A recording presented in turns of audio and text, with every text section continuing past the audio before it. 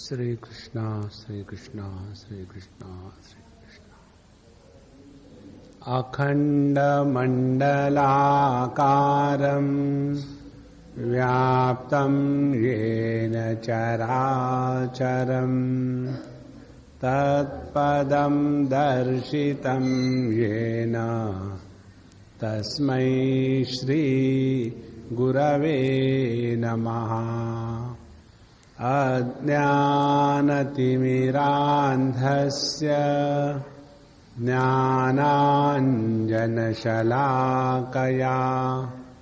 चक्षुरुन्मीलितं येन तस्मै श्री गुरवे नमः। गुरुर्ब्रह्मा गुरुर्विष्णुः गुरुर्देवो महेश्वरः गुरुरेव परं ब्रह्म तस्मै श्री गुरवे नमः। तस्मै श्री गुरवे नमः।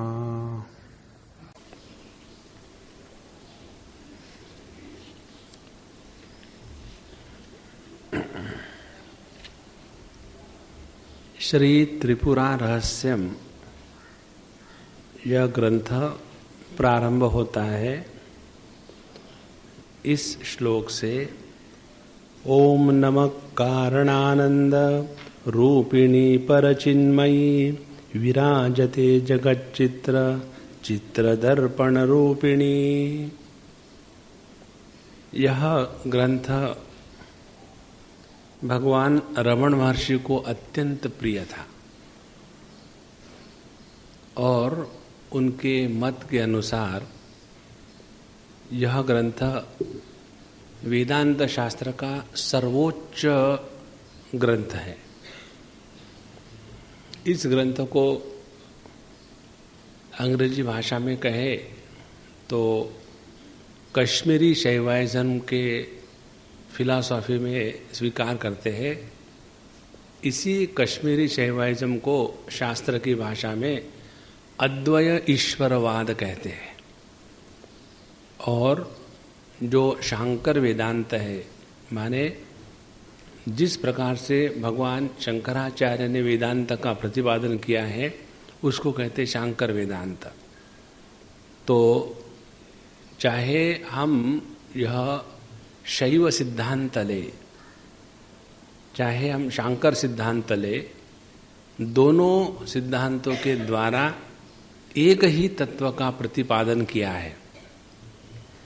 दोनों के जो निर्णय है वो एक ही है कि एकमेवा द्वितीय नेह नानास्ति किंचन।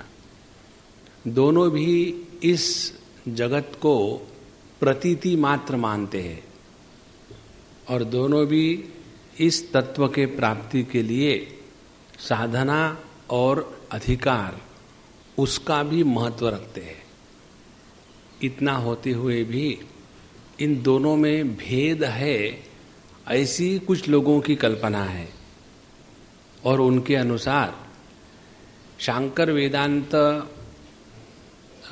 का जो अध्ययन या उसको स्वीकार करने वाले हैं वो इस शैव सिद्धांत को तिरस्कृत करते हैं।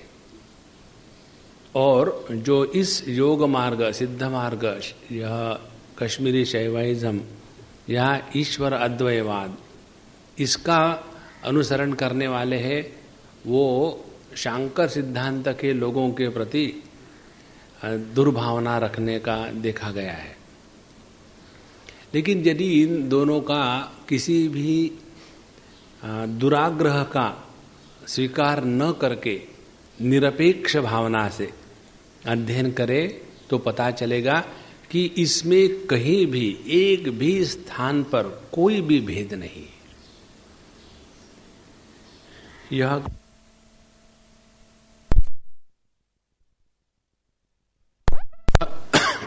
अत्यंत और सूक्ष्म है। रहस्य यह शब्द रहस्य से बना है। रहस्य माने एक, और रहस्य माने एकत्व या एकपना, और त्रिपुरा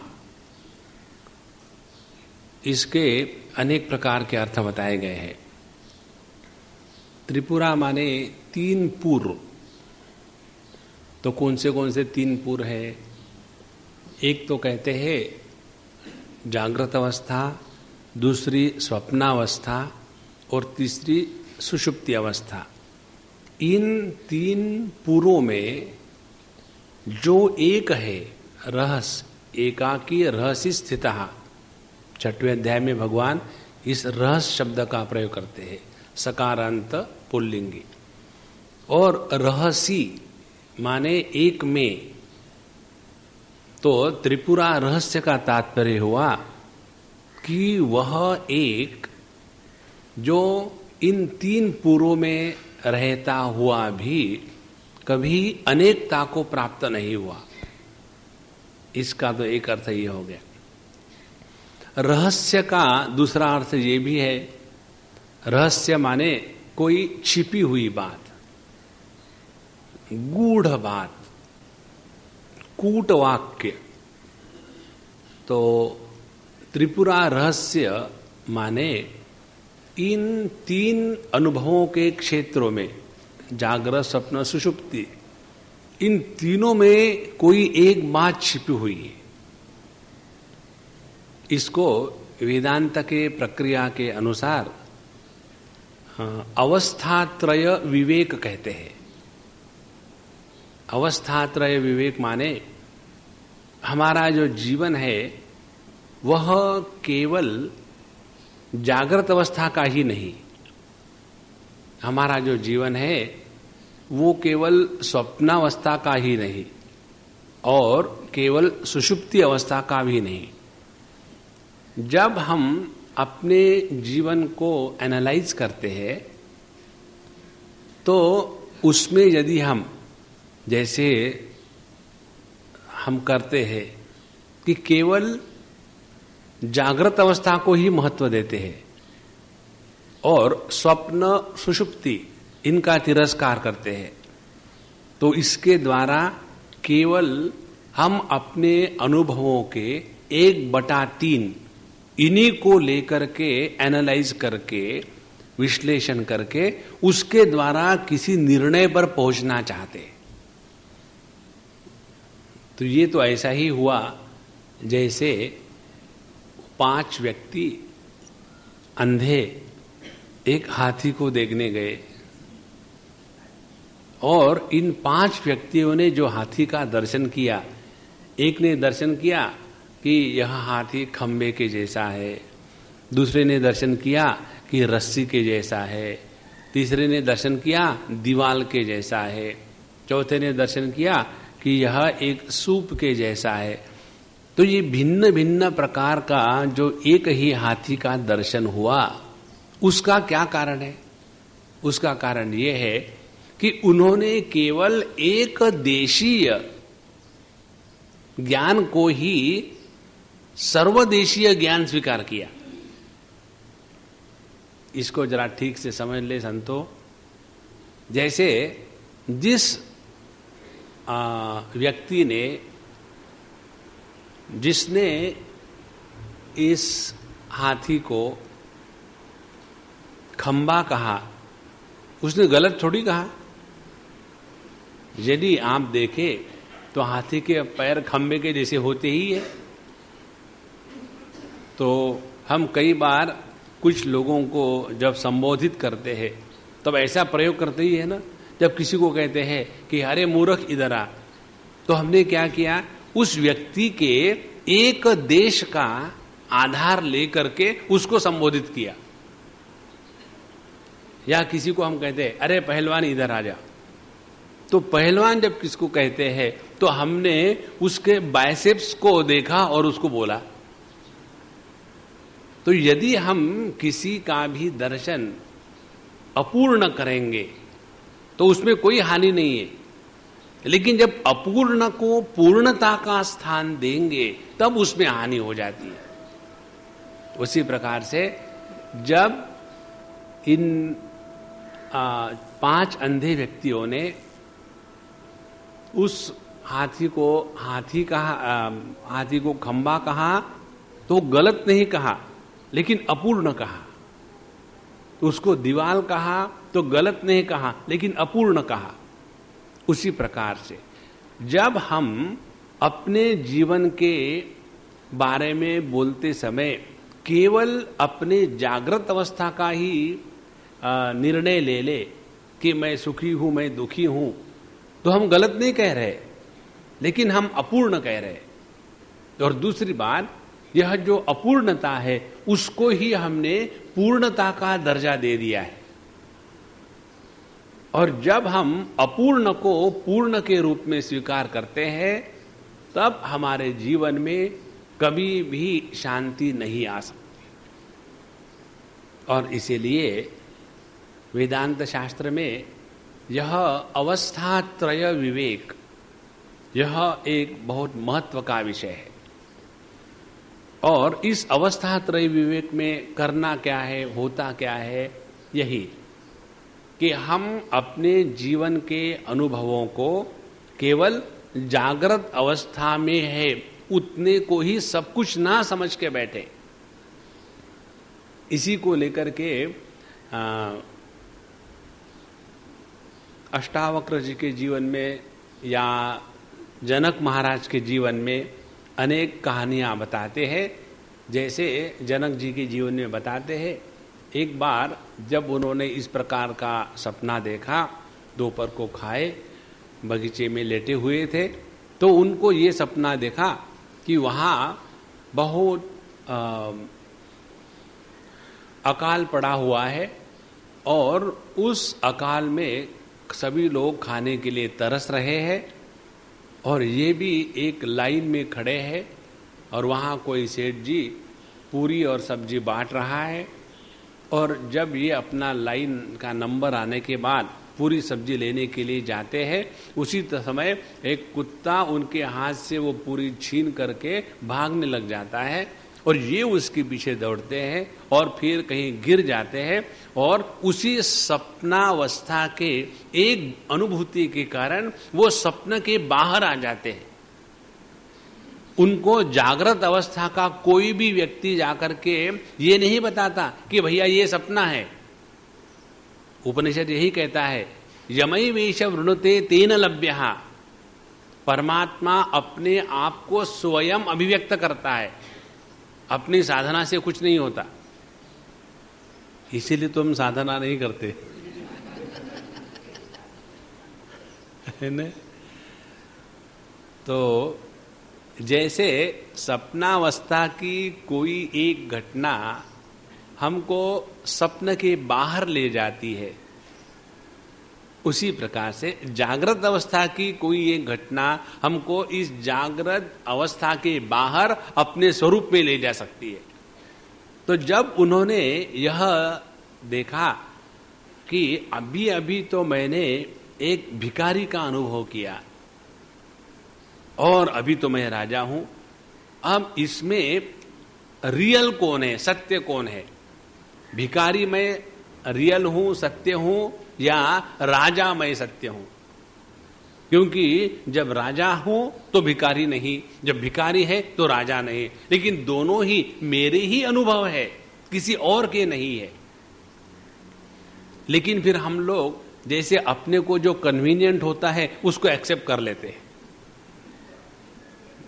उसी प्रकार से यदि हम जीवन को चलाए तो हम साधक नहीं है।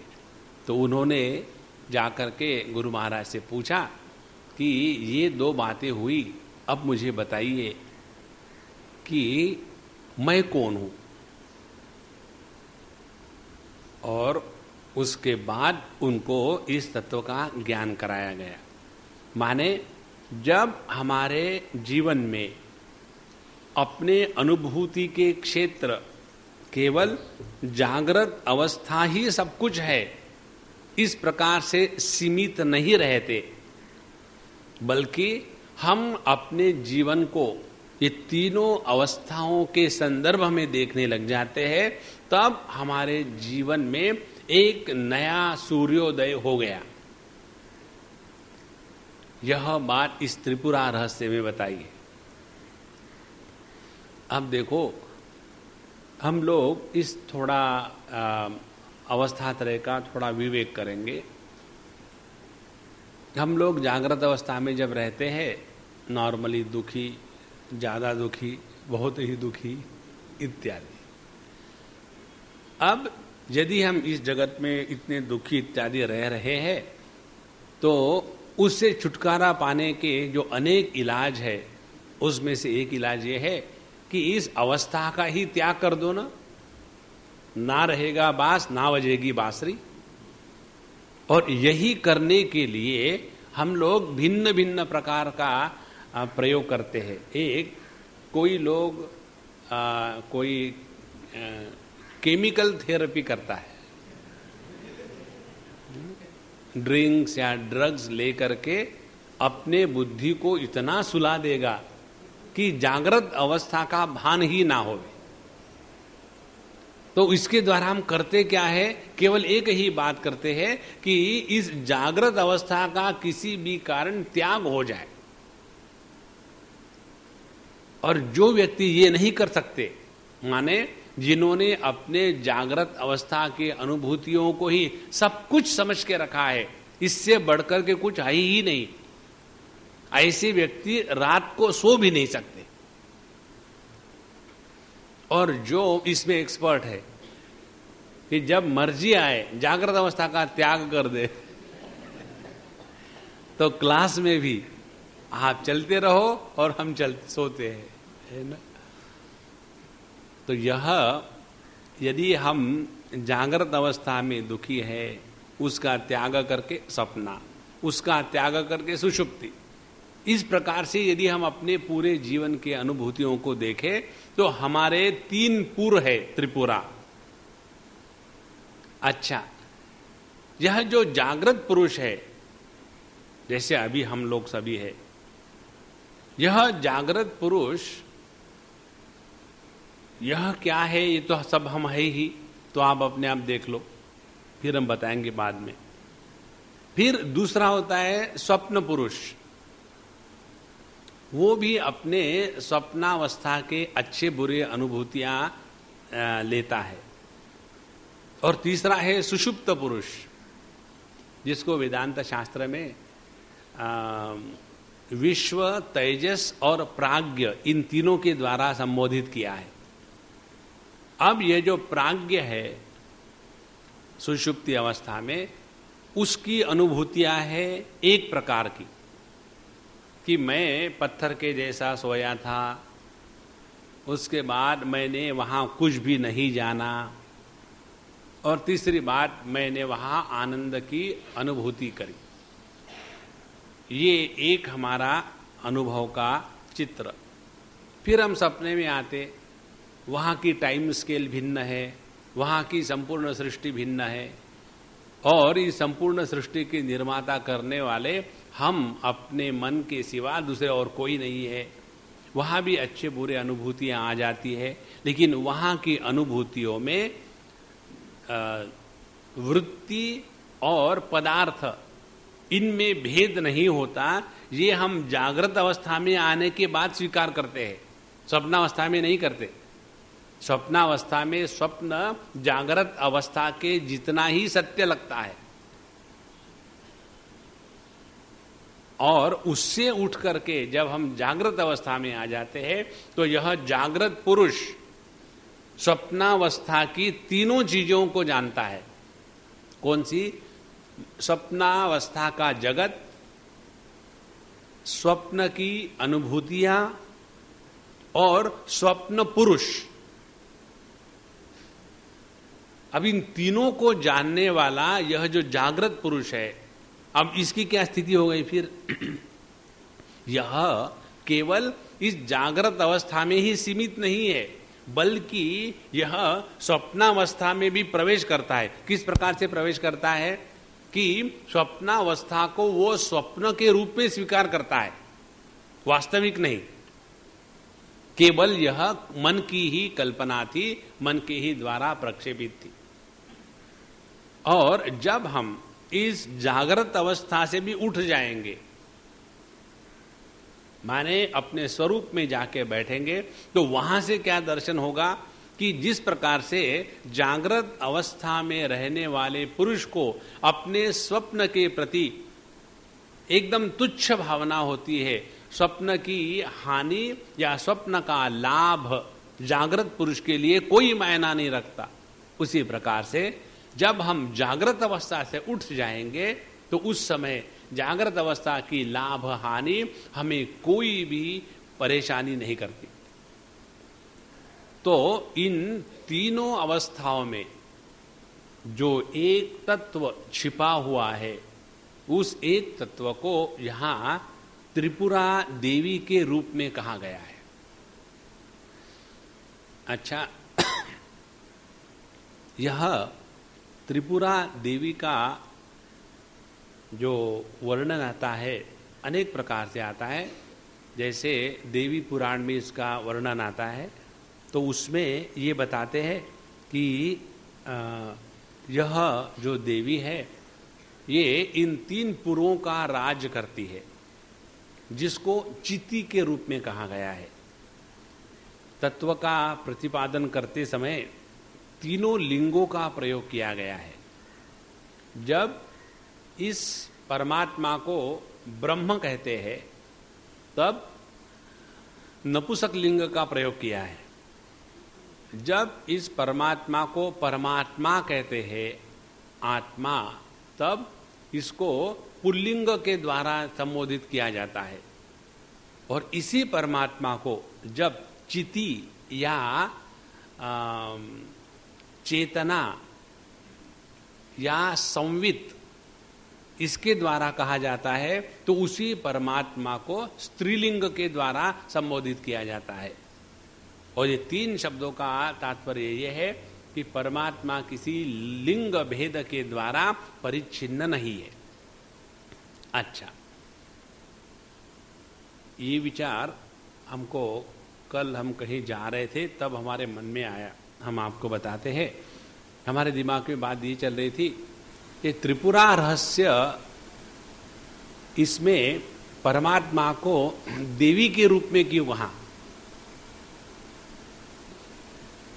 क्या इसलिए कहा कि लेडीज का स्ट्राइक था, इसीलिए शास्त्रों ने कहा ठीक है, कभी कभी हम भगवान को स्त्री के रूप में कहेंगे, कभी पुरुष के रूप में, और कभी दोनों के परे। तो इसके ऊपर हमारे दिमाग में विचार चल रहा था कि देवी के रूप में, शक्ति के रूप में परमात्मा को क्यों कहा गया। और फिर जब हमने इसमें देखा कि यह ग्रंथ दत्तात्रेय जी भगवान ने परशुराम जी को बताया है, और यह परशुराम जी अपनी साधना करने के बाद फिर अपने गुरु के पास जाते हैं, वहां उनको ये ज्ञान बताया जाता है। अब साधक के दृष्टि से, जैसे चाहे मैं पुरुष हूं या स्त्री हूं, इस जगत में रहते समय सबसे कठिन यदि कोई वस्तु है कि जिसको हम जीत ले, वो है एक दूसरे के प्रति स्त्री पुरुषों के मन में आकर्षण को जीतना। साधु संत कहते हैं कि यदि यहां से चंद्रमा तक अपने ईस्टर्न हाईवे के जितनी चौड़ी सोने की सड़क हो, तो कितना सोना होगा, उतने सोने के प्रति अपने मन में वैराग्य आ सकता है। लेकिन स्त्री और पुरुष, इनका एक दूसरे के प्रति जो आकर्षण है, उस आकर्षण को जीतना अत्यंत कठिन है। और हमको रहना इसी जगत में है, कहां जाओगे वहां के। इसीलिए हमारे स्वामी जी ने पहले से ही बिल्कुल स्पष्ट कह दिया। कितने लोगों ने आकर के हमारे स्वामी जी को बताया कि स्वामी जी आपका ये जो ब्रह्मचारी कोर्स चलाते हैं आप, उसमें केवल ब्रह्मचारियों को रखा करिए, ये कन्याओं को मत लाइए, सब गड़बड़ हो जाती है। तो स्वामी जी ने स्पष्ट कहा कि सवाल ये है कि इनको मैं यहां तो रखूंगा, हाथ में डंडा लेकर के चौकीदारी करूंगा, लेकिन उनके मन में तो मैं नहीं प्रवेश कर सकता, और जाकर के उनको रहना है इसी समाज में। इसीलिए इसका एक ही इलाज है, हमको इसको जीतना पड़ेगा। There is no way out. तो कैसा जीते? तो इसको जीतने का जो तरीका है, ये तरीका शायद इस ग्रंथ में बताया है, इसीलिए परमात्मा का यहां देवी के रूप में वर्णन आया है। तो पुरुष के लिए सबसे बड़ी साधना क्या हो सकती है इससे अपने आप को बचाने के लिए, और स्त्री को सबसे बड़ी साधना क्या हो सकती है कि इस चीज से अपने आप को बचाने के लिए केवल एक साधना, और वो जब पुरुष स्त्री के तरफ मां के रूप में देखना प्रारंभ कर देता है तो अपने आप वो इस चीज को जीत सकता है। उसी प्रकार से जब स्त्री पुरुष के तरफ पिता के रूप में देखना प्रारंभ कर दे, तब उसी क्षण उसके जीवन में उसने इस वीकनेस को जीत लिया। और यह जो सत्य है जीवन का, इससे हम अपने आप को छुपा छुपा करके या डर डर करके रहेंगे तो कुछ नहीं होगा। We have to face this challenge of life, there is no way out. और इसके लिए हमारे इस त्रिपुरा रहस्य में परमात्मा का वर्णन त्रिपुरा देवी मां के रूप में किया है। इसीलिए जिन्होंने हमारी आनंदमयी मां, उनके जीवन का कुछ पढ़ा होगा तो वो सभी को पिताजी कहती थी। किसी भी पुरुष को उन्होंने हमेशा पिताजी ही कहा है। और इसीलिए जब ये दो चीजें हृदय में ले आवे, जब मैं समझो स्त्री हूं तो मेरे अंतःकरण में सभी पुरुषों के प्रति पिता की भावना हो, क्योंकि ये सब दुनिया भावना का ही है। जब हम किसी लड़की से शादी करते क्या है? भावना करते हैं कि यह मेरी भोग्य वस्तु है, यह मेरी पूजनीय वस्तु नहीं है, जैसे मां पूजनीय होती है, या जैसे मेरी कन्या अपनी लड़की, वो उसके साथ उसकी मैं सेवा करता हूं। तो वहां जो सेवा का अर्थ है और पत्नी के साथ जो व्यवहार का अर्थ है, इसमें जो भिन्नता है, ये भिन्नता कहां है? ये केवल अपनी भावना में है, केवल अपने मन में है। ये विचार हमारे पंचदशी में बड़ा विस्तार से आता है, चतुर्थ अध्याय में। इसी को कहते हैं ईश्वर सृष्टि और जीव सृष्टि। ईश्वर ने ईश कार्य जीव भोग्य, इस जगत का वर्णन ऐसे आता है कि ईश्वर ने हड्डी मांस वाली स्त्री बनाई और जीव ने उसी स्त्री में मां, बहन, पत्नी, पुत्री, sister in law and out law, ये सभी की सभी चीजें उसमें निर्माण करी है। और जो हम दुखी होते हैं वो स्त्री के कारण दुखी नहीं होते, जब उस स्त्री के साथ किसी भी प्रकार से मानसिक संबंध प्रस्थापित हो जाता है तब उसके साथ सुख दुख जुड़ गया। और हमको यदि जगत में रहना है तो ये मानसिक संबंध रखना ही पड़ेगा। There is no choice, there is no way out. तो उसके लिए करे क्या? इसीलिए हमारे शास्त्रों में शायद इस परमात्मा का वर्णन इस त्रिपुरा सुंदरी के रूप में आया है। अब देखो, यदि हम किसी स्त्री के प्रति मां की भावना और पुरुष के प्रति पिता की भावना रखते हैं तो हम साथ में रहेंगे लेकिन विकारों के शिकार नहीं होंगे, और यही अपने जीवन की सर्वश्रेष्ठ उपलब्धि है।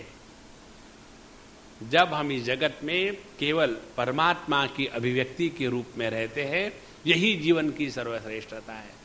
और एक बार इसमें हम फिर से बता दें, इस मार्ग पर चलते चलते हम प्रत्येक गिरेंगे नीचे, कोई बात नहीं। हमारे स्वामी अखंडानंद जी कहते थे कि चलते रहो, गिरो, गिरने में पाप नहीं है, गिर करके वहीं पड़े रहो तो उसमें पाप है। कोई बात नहीं, गिर गए, उठो, फिर शुरू हो जाओ। और धीरे धीरे, जैसे छोटे बच्चे कैसे सीखते हैं, जब वो चलना सीखते हैं तो गिरेंगे नीचे, गिरने के बाद उनको कुछ नहीं होता, अगेन दे गेट अप और फिर शुरू कर देते हैं। इसी प्रकार से हम प्रत्येक साधक के जीवन में ये सब कुछ आता है। और इसको हम कैसा देखें कि इन सभी अनुभूतियों के माध्यम से परमात्मा हमको इंडिविजुअल पढ़ा रहा है। और इसलिए इस त्रिपुरा रहस्य में परमात्मा को स्त्री के रूप में कहा गया है।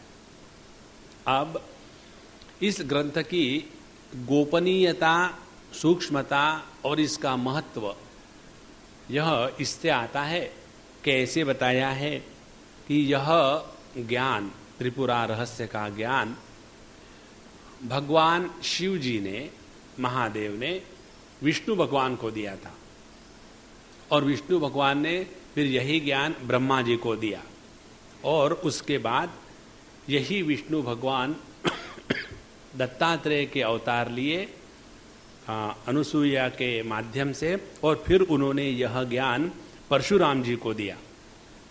और यह ज्ञान परशुराम जी को देने के बाद फिर दत्तात्रेय जी ने परशुराम जी को बताया कि यह ज्ञान हारितायन ऋषि नारद जी को देंगे। और इस प्रकार से मर्त्य लोगों के लिए, माने हम लोगों के लिए, यह ज्ञान हारितायन संहिता के रूप में हमारे सामने प्रस्तुत किया गया है। इस ज्ञान की विशेषता यह है कि यह ज्ञान सबके लिए उपलब्ध है और इस ज्ञान की प्रदान करने की जो प्रक्रिया है वो बहुत ही सुंदर और विचित्र है। इसमें और हमारे शांकर वेदांत में जो भेद बताते हैं लोग, पहले हम आपको उस भेद का वर्णन करेंगे कि क्या भेद है, और वो होने के बाद फिर हमारे दृष्टि से इसमें कोई भी भेद नहीं है, वो भी हम बात आपको बताएंगे। और फिर इस ग्रंथ में हम पदार्पण करेंगे। जैसे शांकर वेदांत का प्रतिपादन करने वाले जो लोग हैं वो इस प्रकार से कहते हैं कि हम तो एकमेवा द्वितीय है ही, केवल हम जानते नहीं इसीलिए दुखी है। तो हमको केवल अपने स्वरूप को जानना मात्र है, और इसलिए जब कोई हम चीज जानते नहीं तो किसी से जाकर के पूछो, और इसलिए तद विज्ञानार्थम गुरु मेवा विगच्छे, तो गुरु के पास गए, श्रवण किया। और जो उत्तम अधिकारी होगा वो इस श्रवण के द्वारा ही तत्व का दर्शन तुरंत कर लेगा। और यदि हमारे मन में अनेक प्रकार के संदेह और विपरीत भावना, विपर्यय होगा, संदेह और विपर्यय या विपरीत भावना होगी, तो श्रवण के पश्चात हमको मनन और निधिध्यासन करने की आवश्यकता है। और इसके द्वारा हम अपने स्वरूप के ज्ञान में निष्ठा प्राप्त कर लेंगे और इसी से जीवन की मुक्ति हो जाएगी। इस प्रकार की बात वेदांत, शांकर वेदांत के प्रतिपादन करने वाले कहते हैं। अच्छा, यह जो अद्वय ईश्वरवाद जिसको कहते हैं, शैवागम इसका दूसरा नाम है। शैवागम, आगम शास्त्र शिवजी के जो उपासक है उनके लिए कहा गया है। इसको, इसके जो मूल ग्रंथ है उसमें तो एक ग्रंथ ये आता है त्रिपुरा रहस्य, दूसरा इसका ग्रंथ आता है शिव सूत्र, तीसरा इसका ग्रंथ आता है स्पंद कारिका, चौथा इसका ग्रंथ आ जाता है जिसमें प्रत्यभिज्ञा हृदय, प्रत्यभिज्ञा माने अपने आप को पहचानना। तो ये इस विचारधारा के मुख्य ग्रंथ है। अब इन ग्रंथों में और वेदांत के प्रतिपादन के शैली में थोड़ा फर्क है, तत्व एक ही है। तो पहले फर्क जो है वो हम बताएंगे, फिर हमको ये भी बताएंगे कि कोई फर्क नहीं। हम ये सब बात इसलिए बता रहे हैं क्योंकि दिमाग में एक बार कीड़े घुस गए तो फिर उनको निकाल ही देना चाहिए। तो ये कहते हैं कि यह जो शैवागम है उनके अनुसार परमात्मा केवल निर्गुण निराकार नहीं है, और परमात्मा ने ये संपूर्ण जगत की सृष्टि जिस माया के द्वारा की है वह माया कल्पित है, ऐसे शांकर वेदांत वाले प्रतिपादन करते हैं। तो यदि यह माया कल्पित शक्ति है परमात्मा की, तो ये परमात्मा की कल्पित शक्ति ने जिस जगत का निर्माण किया वो कैसे सत्य हो सकता है? वो भी कल्पित है। इसीलिए ब्रह्म सत्यम जगन मिथ्या, उसको तुरंत हमने निकाल दिया। अब यह जो शैवागम का अनुसरण करने वाले हैं वो कहते हैं ऐसी बात नहीं। जो परमात्मा है उसकी शक्तियां अनंत है, काल्पनिक नहीं है। उसकी शक्तियां काल्पनिक है ये कहने का अधिकार हम जब तक कि उसके साथ एक नहीं होते कैसे हो सकता है? ये हम यहां बैठ करके शक्तियों की कल्पना कर रहे हैं, यदि इसका अर्थ हम समझ लेंगे। काल्पनिक माने हम कल्पना कर रहे, परमात्मा की शक्ति काल्पनिक नहीं है, परमात्मा की शक्ति की हम कल्पना कर रहे। और इसीलिए इस शैवागम के अनुसार परमात्मा की जो शक्ति है जिसके द्वारा इस संपूर्ण सृष्टि का निर्माण किया है, स्थिति रहती है, लय होता है, यह परमात्मा की शक्ति काल्पनिक नहीं है, यह उसकी अनंत शक्ति है। यह उसकी अनंत होने के कारण आह्लादिनी शक्ति है, और आह्लादिनी शक्ति होने के कारण यह संपूर्ण जगत परमात्मा के आनंद की अभिव्यक्ति है। और इस शक्ति के साथ परमात्मा का स्वातंत्र का संबंध है। जैसे अग्नि का अपने दाहिका शक्ति के साथ स्वातंत्र का संबंध है। कैसे? जब चाहे उस दाहिका शक्ति को अभिव्यक्त करे, जब चाहे उसको अव्यक्त कर ले। तो उस दाहिका शक्ति के द्वारा हम उस अग्नि को कभी परेशान होते हुए नहीं देखते। तो क्या हम ये कहेंगे कि अग्नि की दाहिका शक्ति काल्पनिक है और इसने जो जलाया है वो काल्पनिक है? तो ठीक है, फिर हम आपको जलाते, कल्पना में, ये वास्तविक थोड़ी है। उसी प्रकार से यह संपूर्ण विश्व परमात्मा के काल्पनिक माया शक्ति का विलास है, प्रतीति मात्र है, इसीलिए मिथ्या है। यह बात गलत है। यह शैवागम वालों का प्रतिपादन है। अब दूसरी बात, यह परमात्मा वेदांत के अनुसार नित्य निरंतर निर्विशेष निराकार निर्गुण इत्यादि होने के कारण एकमेवा द्वितीय, एक तत्व के सिवा इसमें नेह नानास्ति किंचन, इसमें अनेकता का संपूर्ण अभाव है। अब यह जो उपनिषद का वाक्य है, नेह नानास्ति किंचन, अनेकता का अभाव है, सवाल यह है कि हमने ये वाक्य कैसा समझा? क्या हम परमात्मा के साथ रह करके ये वाक्य कह रहे हैं, या अपने आप को परिच्छिन्न स्वीकार करके ये वाक्य कह रहे हैं? अब इसको हम एक दृष्टांत के द्वारा बताएंगे। जैसे जब तक हम अपने आप को लहर स्वीकार करते हैं तब तक के हमारा दर्शन कैसा होगा कि इस जगत में अनेक लहरें हैं, और क्योंकि मैं लहर हूं तो मैं दूसरे का दर्शन लहर के रूप में ही कर सकता हूं, और उसके बाद जहां कोई दूसरा होगा तो कंपटीशन होगी। फिर उसके साथ जेलसी होगी और ज्यादा चाहिए, लाभ हानि, ये सब गड़बड़ी शुरू हो जाएगी। और फिर इस लहर के लिए, क्योंकि मैंने अपने आप को परिच्छिन्न स्वीकार कर लिया, फिर मैं अपने आप के लिए एक ईश्वर निर्माण करूंगा। कौन सा? यह जो समुद्र है यह मेरा निर्माता है, वो मेरा ईश्वर है। तो ईश्वर बन जाएगा कारण और मैं लहर बन गई कारण कार्य। अब ईश्वर समुद्र का और लहर कार्य का यह जो संबंध है, ये संबंध किसने निर्माण किया है? समुद्र ने नहीं, ये तो लहर ने निर्माण किया है। उसी प्रकार से जब तक हम अपने आप को परिच्छिन्न पकड़ के रखे हैं, तभी तक ये कल्पना है, ये कहना ठीक है।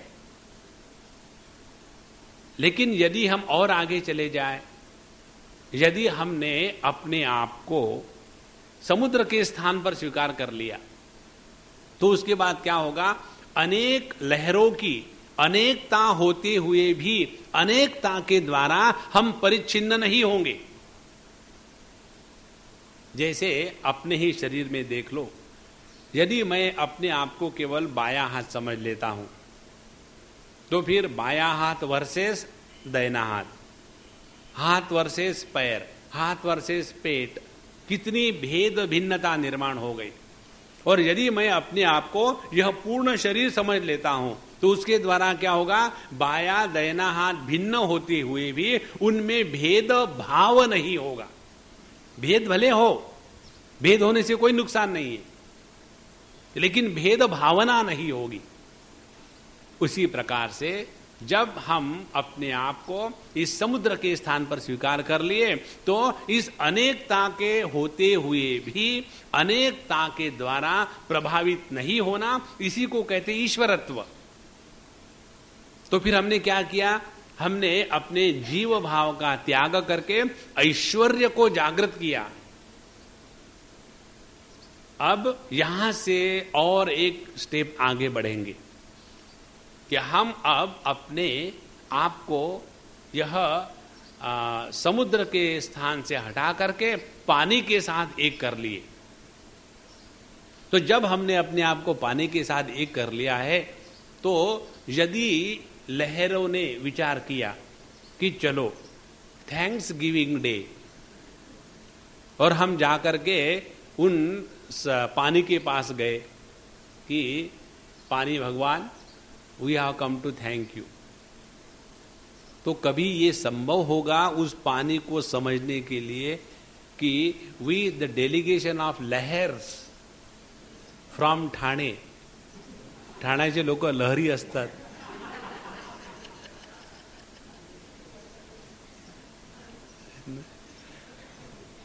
सो ये जो लहर है वो जब पानी के पास जाएगी तो वो क्या कह रही है इसमें कि एक भी बात पानी को समझ में नहीं आएगी, क्योंकि पानी के दृष्टि से समुद्र और लहर यह नानात्व है ही नहीं, यह अर्थ है वास्तविक अद्वितीय का। जब तक कि हमने अपने आप को परिच्छिन्न समझ के रखे हैं और अपनी परिच्छिन्नता का नाप लेकर के परिपूर्णता का क्या स्थान होगा उसको समझने के बाद ये कहेंगे कि यह संपूर्ण जगत केवल एक कल्पना मात्र है, उस परमात्मा की शक्ति एक काल्पनिक शक्ति है, तो हम अपने आप को धोखा दे रहे हैं। इस प्रकार का वर्णन, इस प्रकार का विचार, यह शैवागम मार्ग से चलने वाले लोग वेदांतियों के बारे में कहते, ये मेरे विचार नहीं है। क्योंकि मैंने कई बार देखा है, एक आध बार समझो किसी चीज को कहो तो जो प्रोफेशनल सत्संगी होते हैं ना, उनको कहीं ना कहीं खटक जाता है। समझो हमने किसी महात्मा का गुणगान गाया, तो हमने किसी महात्मा का गुणगान गाया तो लोगों के मन में एकदम डर शुरू हो जाता है, कहीं ये भगत तो नहीं बनने जा रहा है, जब ये भगवान का नाम लेता है और हमेशा कृष्ण कृष्ण कहता है, मुझे लगता है इसमें वेदांत की निष्ठा कम होती जा रही है, जरा इसको बचाना चाहिए। और फिर हमारा उद्धार करने के लिए लोग हमको परेशान करना शुरू कर देते। तो जैसे अभी अपने मावली का जो ग्रंथ है अमृतानुभव, उस ग्रंथ का प्रतिपादन करते समय हमने एक जगह में ये कहा था कि यह जो संत ज्ञानेश्वर ने अमृतानुभव ग्रंथ लिखा है, इस ग्रंथ में क्या कहा है ये हम अपने कन्वीनियंस के अनुसार बता देते हैं। जैसे भगवत गीता में भगवान कृष्ण ने क्या कहा है, इसका वास्तविक निर्णय कौन ले सकता है? केवल भगवान कृष्ण। लेकिन हम उस ग्रंथ को अध्ययन करेंगे तो क्या करेंगे, यदि हम बाल गंगाधर तिलक होंगे तो उसमें से केवल कर्मयोग निकालेंगे, और यदि हम मध्वाचार्य रामानुजाचार्य होंगे तो उसमें से केवल हम भक्ति निकालेंगे, और यदि हम शंकराचार्य होंगे तो उसमें से केवल ज्ञान निकालेंगे और बताएंगे हरेक को सन्यासी बनना ही चाहिए। आप देखेंगे ईशावास्य पर भगवान शंकराचार्य का भाष्य, उसमें उन्होंने स्पष्ट कहा है कि पहला जो मंत्र है ईशावास्य का, ईशावास्यमिदं सर्वं यत्किंच जगत्याम जगत तेन त्यक्तेन भुंजीता मा गृदक्कस्य सिद्धनम, यह मंत्र मुमुक्षु परिव्राट साधकों के लिए है, सन्यासियों के लिए है, और सभी तो बाबा जी थोड़ी बन सकते हैं, थैंक गॉड, क्योंकि हमारे मार्केट का सवाल है सभी कैसे बने। तो जब हम उनके दृष्टि से देखेंगे तो जब तक के सन्यास नहीं लेंगे तब तक के हमको परमात्मा की प्राप्ति नहीं होगी।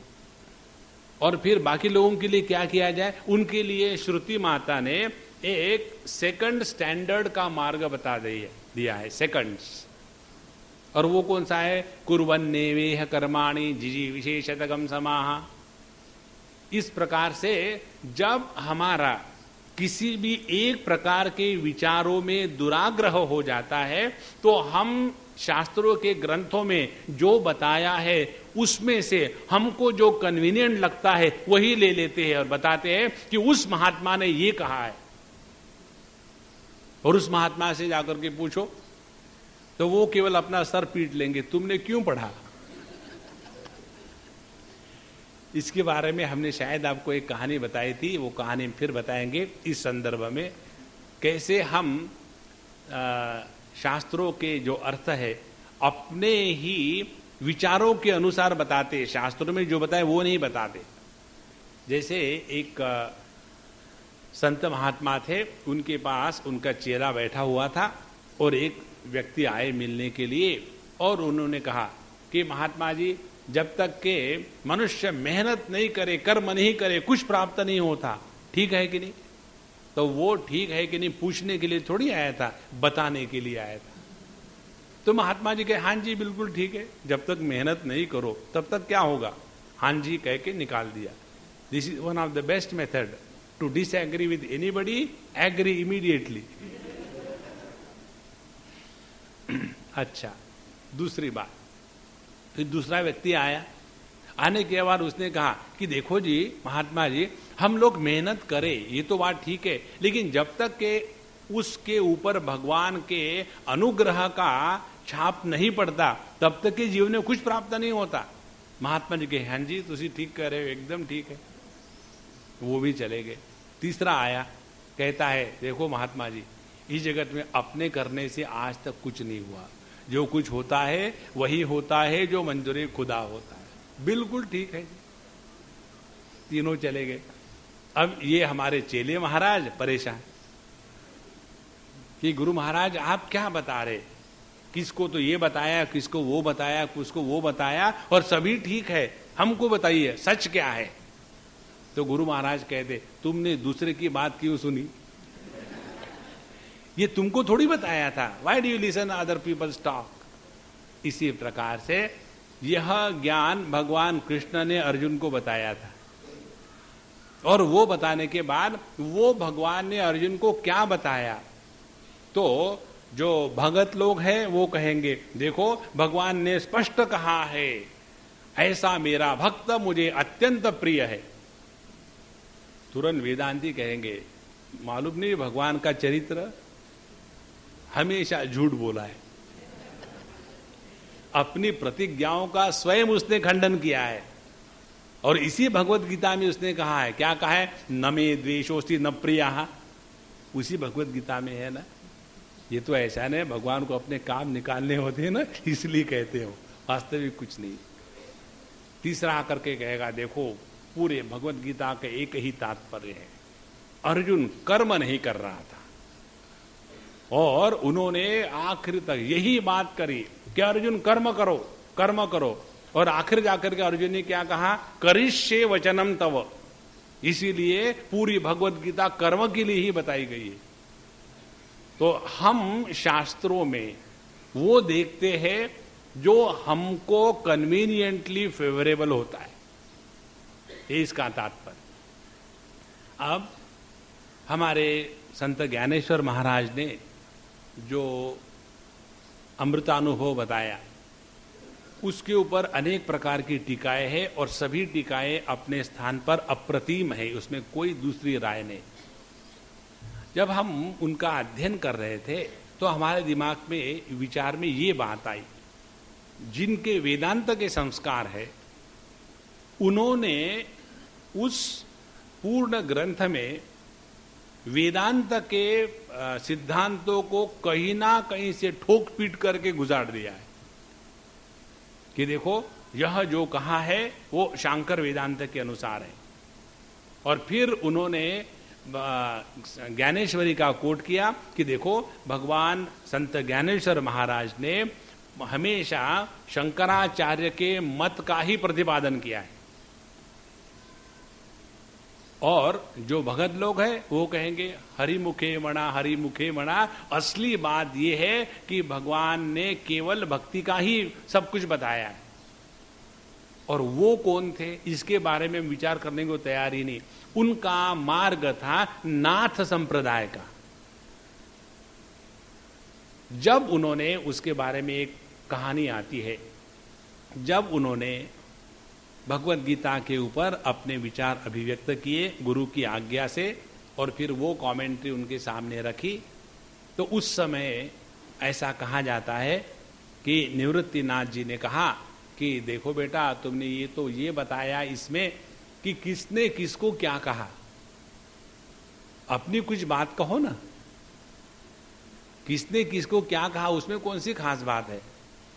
और उसके बाद उन्होंने अपना जो नाथ संप्रदाय है, इस नाथ संप्रदाय को ही यह ईश्वर अद्वयवाद, शैव आगम, कश्मीरी शैवाइज्म इत्यादि भिन्न मार्ग से कहते हैं। इसी मार्ग को सिद्ध मार्ग भी कहते हैं, इसी मार्ग को योग मार्ग भी कहते हैं। और इस प्रकार से ये कहते हैं कि इस शैव आगम में जो तत्व जिस प्रकार से प्रस्तापित किया है उसी की व्याख्या या उसी का निर्णय या उसी की अभिव्यक्ति इस अमृतानुभव ग्रंथ में आई है। तो इस अमृतानुभव ग्रंथ का जो पहला अध्याय है शिव शक्ति समावेश, यह शिव शक्ति समावेश ही इस शैवागम की नींव है। इसीलिए भगवान ज्ञानेश्वर महाराज ने अपने अमृतानुभव में उन्होंने शांकर सिद्धांत का प्रतिपादन नहीं किया है। उनका जो मार्ग था, योग मार्ग था, उस योग मार्ग के माध्यम से कैसे तत्व का निर्णय होता है ये बताया है। और जब इस प्रकार से बात करते हैं तो इसका तात्पर्य ये नहीं निकालना हमने कि हम शांकर वेदांत के विरोधी है, या हम भक्ति के मार्ग का तिरस्कार कर रहे हैं, या हम अपने आप को ज्यादा होशियार समझ रहे हैं, ऐसी बात नहीं है। हमको समझना ये है, यदि हम एक मार्ग का, जैसे आप उदाहरण लीजिए भगवान रमण महर्षि, भगवान रमण महर्षि के जीवन में विचार की प्रधानता थी और इसीलिए उनके ग्रंथ देखिए आप, जैसे उपदेश सार में 31 श्लोक है, उसमें से उन्होंने कर्म मार्ग को केवल 3 श्लोकों में खत्म कर दिया। उसके बाद भक्ति मार्ग को 4 श्लोकों में खत्म कर दिया। उसके बाद अष्टांग मार्ग को 4 श्लोकों में खत्म कर दिया। तो 4 4 8 और 3 11 श्लोक हो गए। और बाकी के जितने श्लोक है वो सभी के सभी केवल इस ज्ञान मार्ग के प्रतिपादन में किए हैं। कारण क्या कि उनका जो मार्ग है उसी के ऊपर उन्होंने स्वाभाविकता से भर दे दिया। और ऐसे हमारे भगवान रमण महर्षि के दृष्टि से यह अद्वैत तत्व की प्रतिपादन की शैली इस त्रिपुरा रहस्य ग्रंथ में अद्वितीय है, अप्रतिम है, अत्यंत सुंदर है। और इसका अध्ययन हम धीरे धीरे करते जाएंगे जैसे मावली की इच्छा होगी। इसमें आप देखेंगे कि प्रतिपादन बड़ा रोचक है। घटाकाश, मठाकाश, महाकाश, छोटाकाश, तेराकाश, मेराकाश, काश, ये काश कब खत्म होगा? ये सब घटपट कुछ नहीं है। इसमें बताते समय सब कुछ है, कहानियां है, अनेक प्रकार के दृष्टांत है, अनेक प्रकार की घटनाएं हैं और ऐसी ऐसी बातें हैं कि जिसको पढ़ करके ये सोचेंगे कि चाहे कहीं हम किसी बच्चों की कहानी की पुस्तक तो नहीं पढ़ रहे। इस प्रकार से विविधता से पूर्ण भरा हुआ है। और इसलिए इस ग्रंथ में काफी श्लोक है।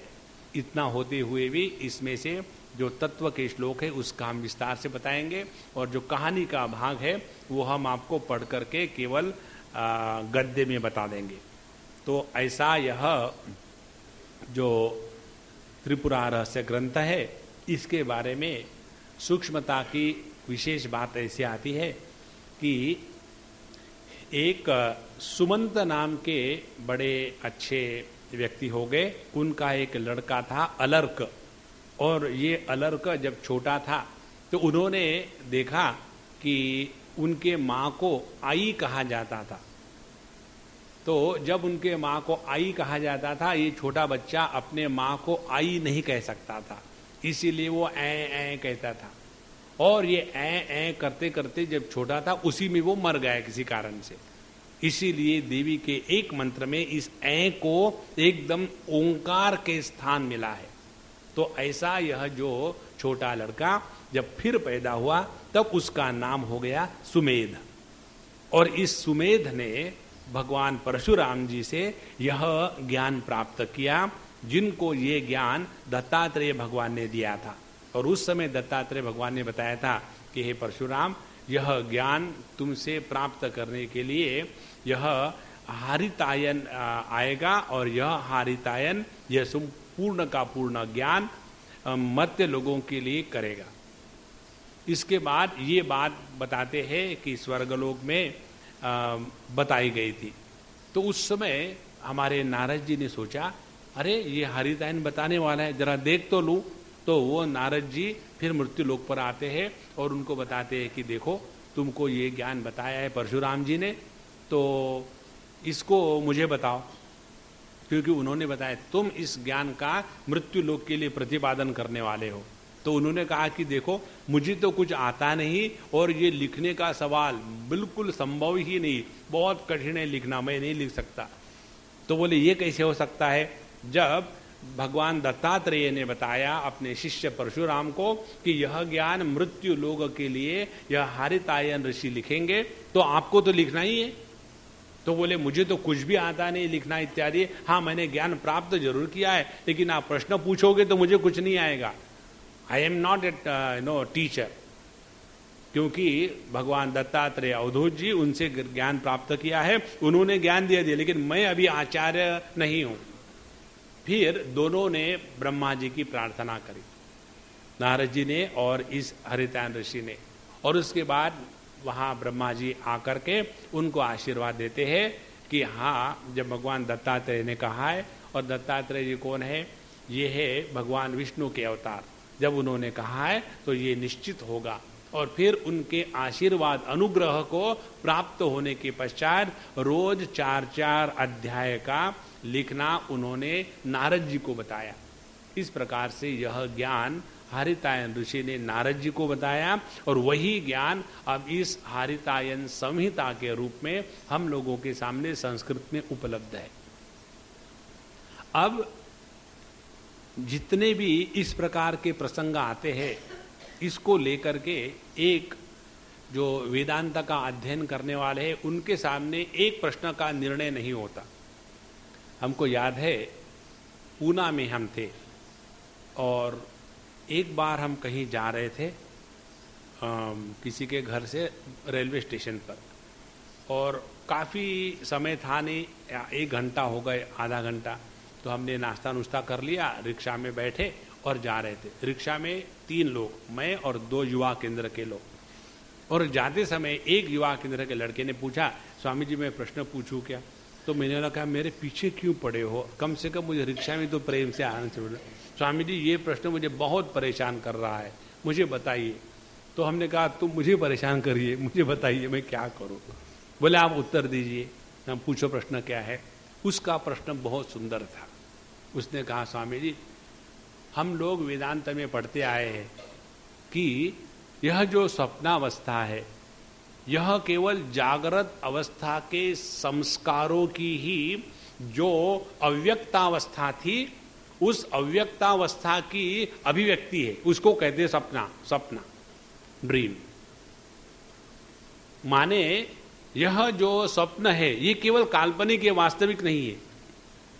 और इसीलिए हम बताते हैं कि सपनावस्था के पैसे जागृत अवस्था में हमको अमीर नहीं बनाते, सपनावस्था के सुख दुख हमको जागृत अवस्था में सुखी दुखी नहीं बनाते। स्वप्नावस्था में यदि हमने किसी का खून कर दिया हो तो जागृत अवस्था में पुलिस के पास जाने की कोई जरूरत नहीं। माने इन दोनों अवस्थाओं का कोई संबंध नहीं, क्योंकि स्वप्नावस्था केवल काल्पनिक है।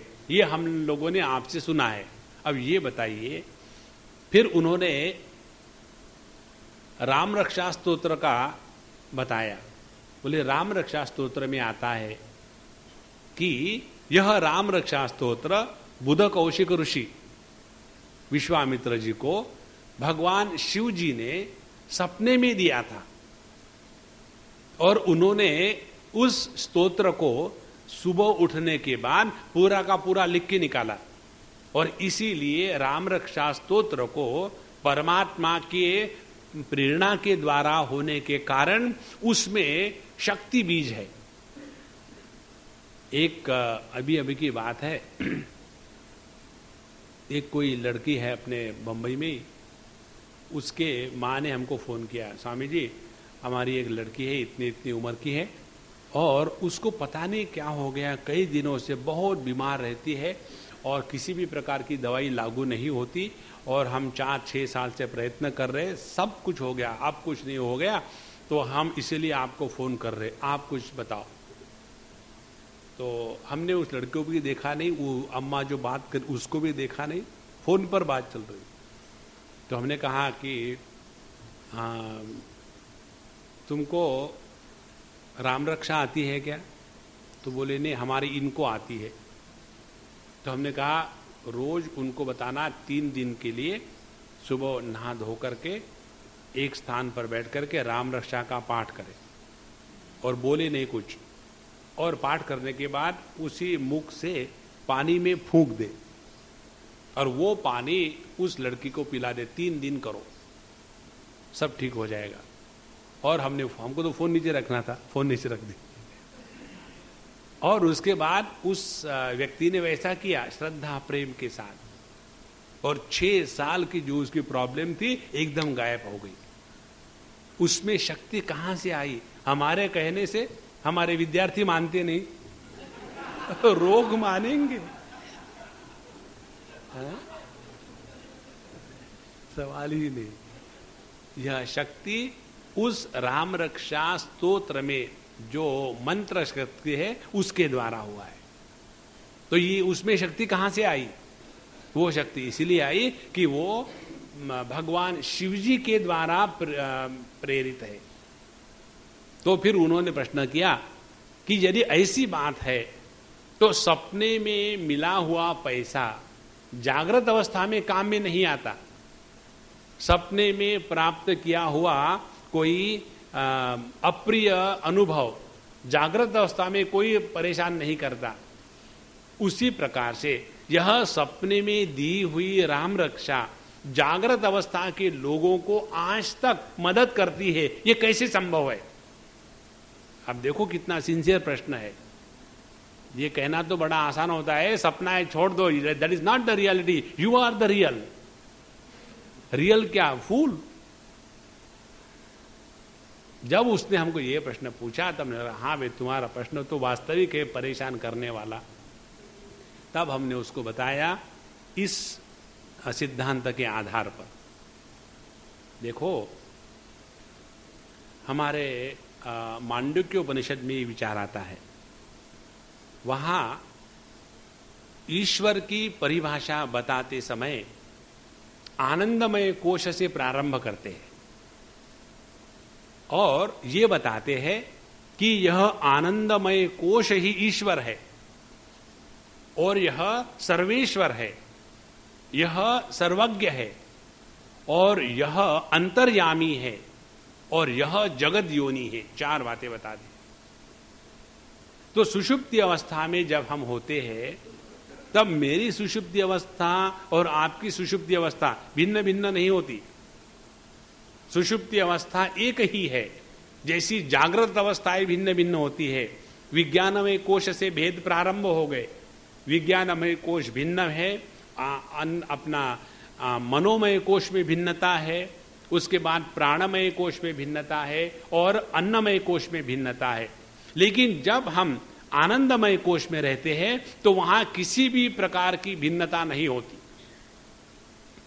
आनंदमय कोश में जीव जीव का भेद, जीव जगत का भेद, जीव ईश्वर का भेद और ईश्वर जगत का भेद और जगत जगत का भेद, ये पांचों के पांच भेद एकदम अभाव को प्राप्त हो जाते हैं।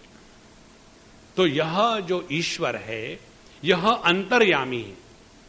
अंतर्यामी माने जो अंदर से सबको कंट्रोल करता है। आप देखिए, जिसने अपने, इसको ध्यान से सुनना, जिसने अपने जीव भाव का योग्य प्रकार से साधना के द्वारा, गुरु के कृपा के अनुग्रह के द्वारा, ईश्वर के प्रसाद के द्वारा अपने जीव भाव का त्याग करके ईश्वर तत्व के साथ जो एक हो गया है वह जीवन मुक्त पुरुष। अब जैसा हम अपने शरीर का नियंत्रण करते हैं, हमको हाथ को खींचना है या नीचे लाना है, ऊपर करना है, ये जैसा हम अपने नियंत्रण में हाथ को रखते हैं, उसी प्रकार से जिसने अपने में ईश्वरत्व की अनुभूति की है वो प्रत्येक व्यक्ति के मन का वैयक्तिक नियंत्रण कर सकता है। और ऐसे साधु संत जब चाहे किसी के भी सपने में जा करके उपदेश कर सकते हैं। और इसीलिए हमारे तुकाराम महाराज को जो उपदेश हुआ था रामकृष्ण हरि इस मंत्र का, वो अपने गुरु के पास नहीं गए थे बस पकड़ करके, वो एक ही जगह बैठे रहे, वही उनको अपने गुरु के द्वारा मंत्र दीक्षा प्राप्त हुई। अब देखो इसमें कहीं विरोध नहीं है, इसमें कहीं कठिनाई नहीं है। तो जब हमने उस लड़के को ये बात बताई तब हमको इतना आनंद हुआ कि देखो ये कितनी सरल बात है। इस जगत में मिथ्या, झूठ, गलत कुछ है ही नहीं। ये कब सिद्ध होगा? जब हम अपनी परिच्छिन्न जीवत्व की दृष्टि का त्याग करेंगे। जीवत्व की दृष्टि का त्याग करने के पश्चात यदि ईश्वरत्व जागृत नहीं हुआ तो हमने जीवत्व का त्याग ही नहीं किया। जैसे एक वोटर, अपने देश का एक नागरिक, सिटीजन, अब वो जब प्राइम मिनिस्टर की चेयर में बैठता है तो उसने क्या किया? अपने एक वोट का त्याग करके इस देश के सभी वोटों को अपने में रख लिया है और उसके बाद उसमें शक्ति है। इसीलिए जब वो कोई बात कहता है तो पूरा जगत अपने देश का प्राइम मिनिस्टर होने के बाद वो उनकी बात मानेंगे। और यदि हम कहेंगे या वही व्यक्ति ये बात कहता, देवगौड़ा कहता, पहले हमने कभी नाम भी सुना था इस प्राणी का?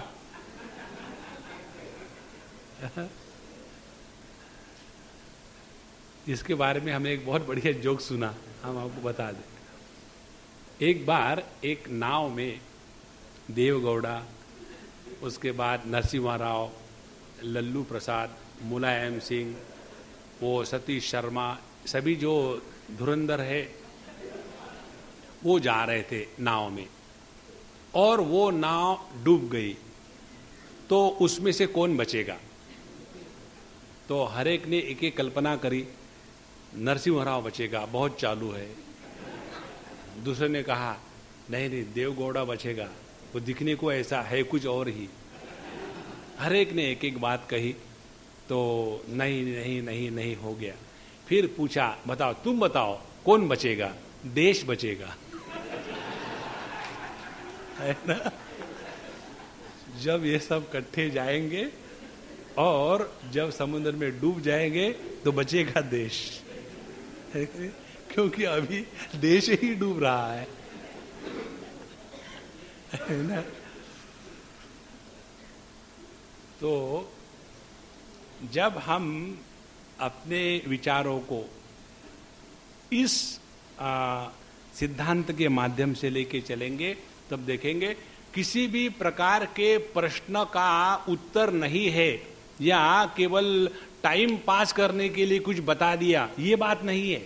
हर एक प्रश्न का उत्तर इस सिद्धांत में प्राप्त होता है। इसीलिए आप में से कई लोग शिरडी के साईं बाबा की पोथी पढ़ते होंगे। उसमें एक प्रसंग आता है ऐसे कि एक उनका भक्त था, कोई रामलाल नाम का, वो बहुत बड़ा भक्त था।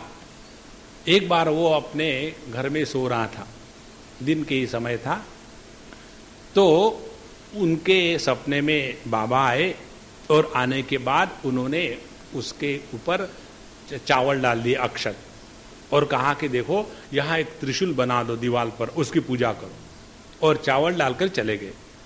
जब ये उठा तो उसने उसको सपने के रूप में स्वीकार किया। अच्छा, बाबा सपने में आए थे, लेकिन उसके शरीर पर चारों तरफ चावल पड़े हुए। चावल तो सत्य है, वो थोड़ी सपने के है। तो जो चावल उसने सपने में देखे थे वो उसके जागृत अवस्था में शरीर पर थे। फिर वो परेशान हो गया, क्या है ये? फिर वो पहुंचा उनके पास और कहते हैं कि बाबा आपने जो मुझे दृष्टांत दिया उसका क्या तात्पर्य है? तो उन्होंने कहा दृष्टांत, चावल पकड़े नहीं हाथ में, वो काहे का दृष्टांत है? अब बताइए, how can we explain this? We cannot say that this is only imagination. तो जैसे अपने अंतःकरण या सूक्ष्म शरीर की अभिव्यक्ति स्थूल देह में होती है, जैसे हमारे अंतःकरण में जो विचार है वो विचारों की अभिव्यक्ति वैखरी वाणी से आपके अंतःकरण में ज्ञान निर्माण कर रही है, वो कल्पना थोड़ी है। उसी प्रकार से यह स्वप्नावस्था और जागृत अवस्था, इनका संबंध इस प्रकार से नहीं है कि जो जागृत अवस्था में है उसको स्वप्नावस्था में प्रवेश नहीं है, जो स्वप्नावस्था में है उसको सुषुप्ति अवस्था में प्रवेश नहीं है, और वो तीनों भिन्न है, ये बात नहीं है। तीनों एक ही है। और जब हमारी दृष्टि इस त्रिपुरा सुंदरी की तरफ जाएगी, जो तीनों अवस्था में जो एक चेतना कार्य कर रही है, जो एक तत्व है, उसके तरफ जब हमारी दृष्टि जाएगी, जब उसको हम जान लेंगे, समझ लेंगे, तब पता चलेगा कि जागृत स्वप्न सुषुप्ति, इसमें से जो उनका योग्य संबंध है उसके द्वारा चले, तब हम समझ में सब चीजें समझ में आ जाती है। जैसे कितने बार हम लोगों ने पढ़ा है साधु संतों के जीवन में, जैसे भगवान शंकराचार्य जब वो अपने मां के पास पहुंचे, जब वो बीमार थी, तो उन्होंने पहले ही बताया था कि जब तुम बीमार होगी तब मैं पहुंचूंगा। तो वो पहुंचे, उस समय वो शायद उज्जैनी में थे। तो वहां से उन्होंने सभी अपने शिष्यों को वहां कहा कि तुम यही रहो, मुझे मां के पास जाना है। तो वो क्या कोई फ्लाइट लेके गए थे, क्या कोई कार में बैठ करके गए थे? वो इसी योग शक्ति के द्वारा गए थे। जब उन्होंने अपने शरीर को रखने के बाद एक राजा के देह में प्रवेश किया ताकि एक संसारी के का अनुभव है वो लेने के लिए, तो वो कैसे किया? इसीलिए जीव को मिथ्या कह देना, जगत को मिथ्या कह देना, सबको कल्पना कह देना, ये तो टाइम पास करने के लिए ठीक है, लेकिन अपने अंतःकरण की जो समस्याएं है उसका समाधान इसमें नहीं है। और ये इसके कारण क्या हो जाता है कि व्यक्ति को ऐसे लगने लग जाता है कि I can talk to the people, I can give wonderful discourses. देखो, मूल भेद जो है इस शांकर वेदांत के अप्रोच में और इस शैव सिद्धांत शैवागम के अप्रोच में, वहां विचार की प्रधानता है। और यहां कहते हैं जब तक तुम विचार करोगे तब तक तुम्हारा आचार बनेगा। केवल विचार के द्वारा तत्व का दर्शन नहीं होता, इस विचारों के द्वारा ही हमको विचारों के परे चले जाना है। इस प्रकार से ये जो दो सिद्धांत है, अद्वैत सिद्धांत और शैवागम का अद्वैत सिद्धांत, इनको अब हम अगली बार जब देखेंगे तब इसमें कहीं भी भेद नहीं है। अभी तक जितने हमने विचार बताए हैं ये दो फिलॉसफी के जो लोग हैं, जो शांकर वेदांत को लेकर के सोचते हैं कि यही सब कुछ है, और जो ये सोचते हैं कि यह जो शैवागम है यही सब कुछ है, और इस प्रकार से अपने आप को एक दूसरे से अलग कर लेते हैं, यही गड़बड़ी हो जाती है।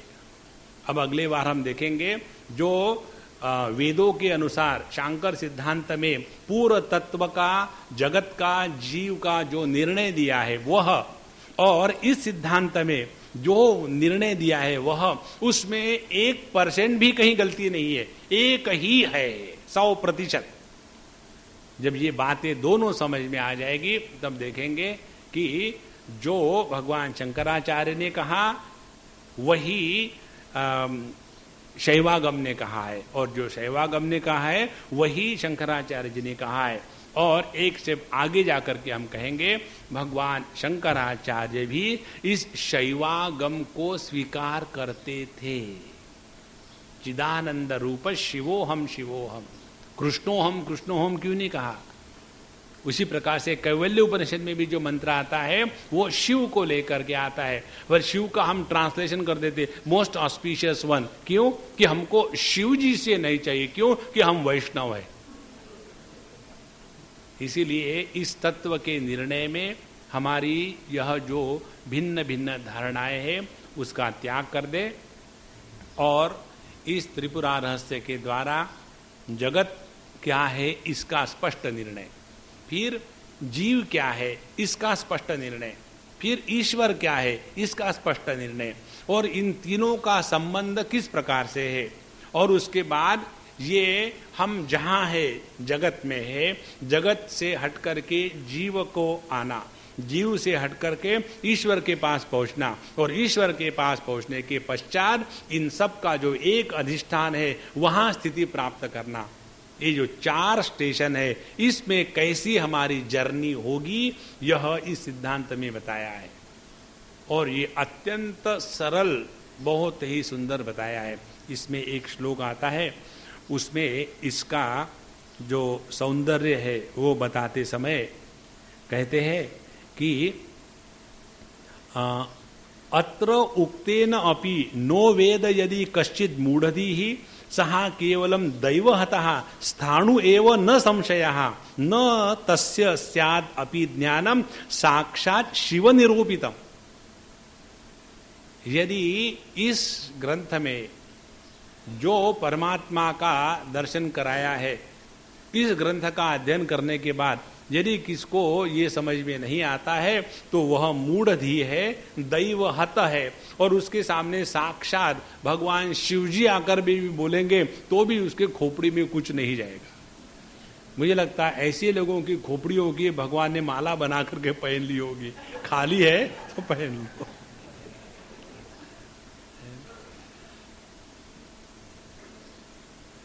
इसमें हम देखेंगे यदि संभव हुआ, ग्रंथ उपलब्ध है, हम इंक्वायरी कर रहे हैं, उपलब्ध है तो ले आएंगे, नहीं तो उसमें से हम कुछ सिलेक्ट मंत्र को कंपोज करके फिर इसको प्रिंट करके आपको देंगे।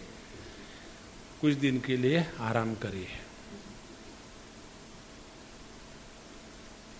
ओम पूर्णमदः पूर्णमिदं पूर्णात् पूर्णमुदच्यते पूर्णस्य पूर्णमादाय पूर्णमेवावशिष्यते। ओम शांति शांति शांति। हरि ओम। श्री गुरुभ्यो नमः। हरि